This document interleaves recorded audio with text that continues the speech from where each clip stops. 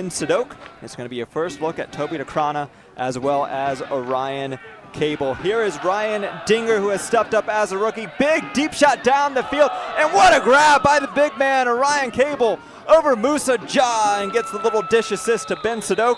That is why Orion Cable has been a beast this season for Boston. He is winning those downfield matchups, and they have the gunners to send it to him. Yeah, but it really isn't windy. It's a little bit wet, but not a lot of wind out there. You can see testing again, whoever's covering Orion Cable, just like we talked about in the keys to the game. Just dare him. Go for it. This time it was Fred Farah in coverage, but Cable with the high stall has to put it, and he will get his second assist of the game. This field, grabbing the disc. Key apex handler for this team. High stall, putting it down the field. That is Edmonds trying to nurse it to the goal line, and he does. That is an incredible throw up the sideline and a great read from Thomas Edmonds. In some defensive looks to get some game prep. This time it's DC trying to do the same. DeCrana has that crossfield catch up ahead to Albert Yuan. Sadok to the end zone. Reese Bergeron in coverage, and that will be Dinger that is able to get the goal. Apologize, that was Ben Greenberg in coverage there for Ryan Dinger. Yeah, in his rookie season, but you can in for Boston, but also Sebastian Rossi coming in from Italy, being a contributor for them, and right there, able to get the D. This young D-line for the Glory, trying to punch in this first break. Got to give credit to DC's end zone defense. They're doing a great job of making Boston work for it. Yeah, they were just one play away from keeping Boston over on this sideline over here. And finally, it breaks. Oscar Graff gets the goal, and Boston is able to strike first. And kind of like he is right now, I think it's going to work out better for them. Ooh, that's what a catch by Thomas Edmonds. As long as they don't get stuck like they just did, they'll be okay.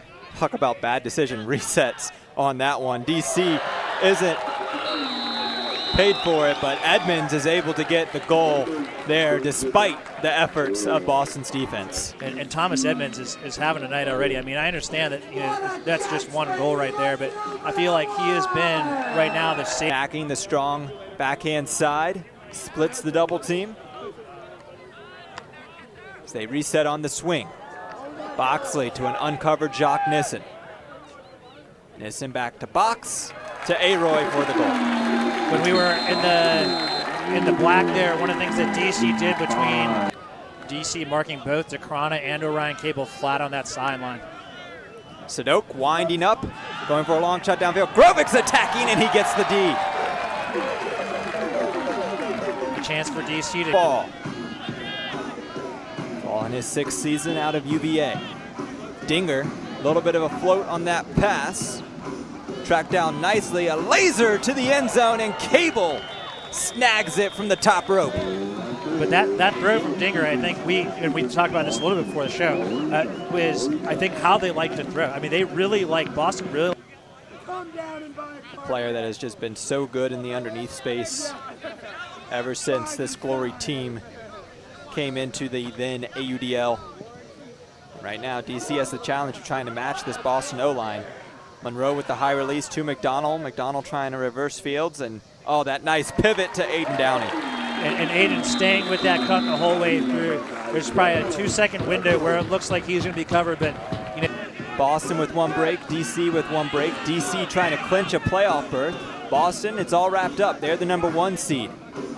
And they just have a couple more games left to play on their season. To wrap it up is Alexander Fall with the closing speed underneath. Merriman's coming here to help pressure these throws. Now he has to recover downfield. And that one's just flipped away by Tom.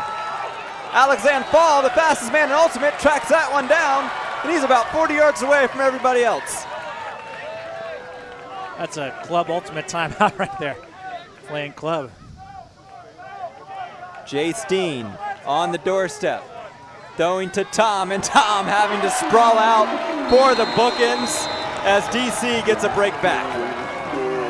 Talking to Lauren Boyle before the game, we were talking a little about the defense stepping up recently, and Jasper Thomas, one of the names that she brought up, is somebody who's kind of grown into their role. He's been solid for the last 2 or 3 years. He had some really big plays against New York in the play. Inside slash across. Back over to Cable.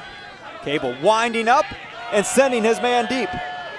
Albert Yuan watches it into his arms for the goal. Just turned on the afterburners. And man, he looked like Kevin. It made Kevin Healy, who's a very fast man, look like he was in another gear. But Kevin Healy needs more help on. I mean, he needs more help. Nissen taking in that. I don't want to say he has taken the Johnny Malks role, but he's been that guy that is orchestrating where the disc is going to go, what they're trying to attack, and both ways, as McDonald throws it to Edmonds, as that connection has their third score of the game.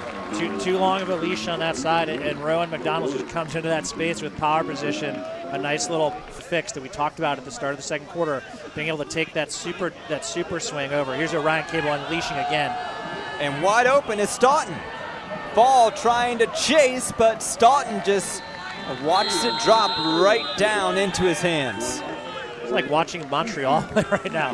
Him out there and working it deep. Ryan Cable just sent another beaut out to space. Start attacking around 40 seconds. Again, if someone's open downfield, you throw it, but not forcing the issue. Yeah. Miles Grovick. That will get your attention. Not looking at you. Xavier Maxat, if you're at home, you have a supporter in the press box trying to do your job for you. Over the top, Greenberg to Kevin Healy for the goal. 6 seconds left before halftime. That's why you're not a coach, Jake. Nice little hammer over the top there. I also thought they should call timeout in Jake's defense. I thought they were going to wait until about 15 seconds. That D is impressive because you'll see a lot of players try to come through on the back there and leave their feet. Ryan Cable right there.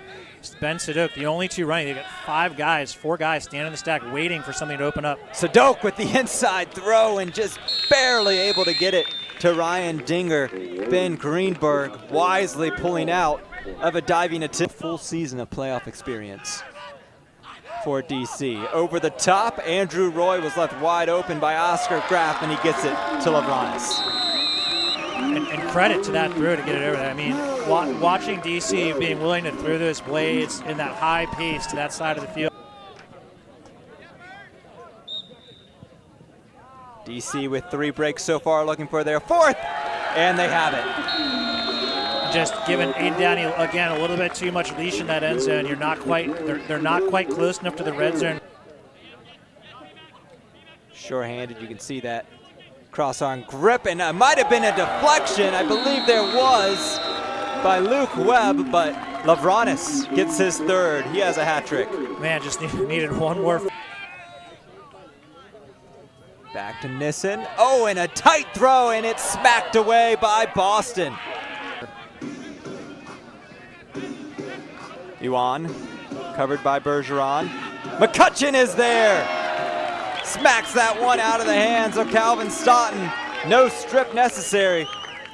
Charlie McCutcheon doing a good job of keeping quarter. DC with both their timeouts. I think, Will, if I was coaching, I would call timeout here and try and make sure we punch this one in if you're DC.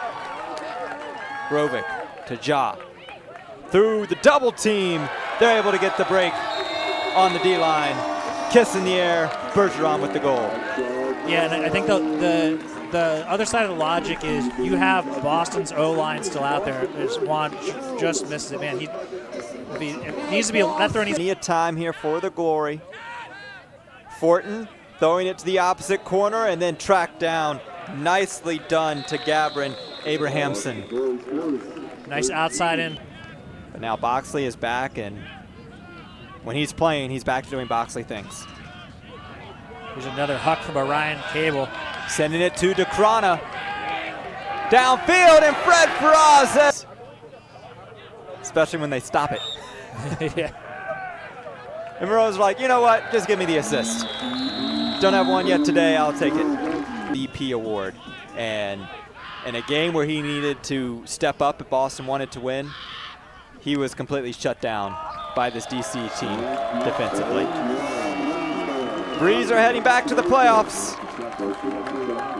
9 straight for DC. And next week they'll head to Philadelphia, where if they're able to win that game, they will also clinch